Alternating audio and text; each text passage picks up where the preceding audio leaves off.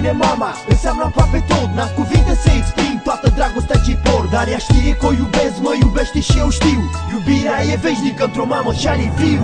Mama mea, măicuța mea, tot ce-i bun pe lume ți-aș da. Aș vrea ani mulți ca să trăiești și să rămâi așa cum ești.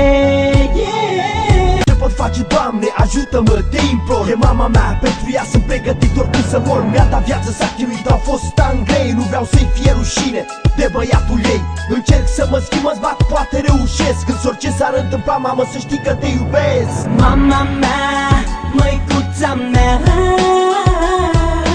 tot ce-i bun pe lume ți-aș da. Aș vrea ani mulți ca să trăiești și să rămâi așa cum ești.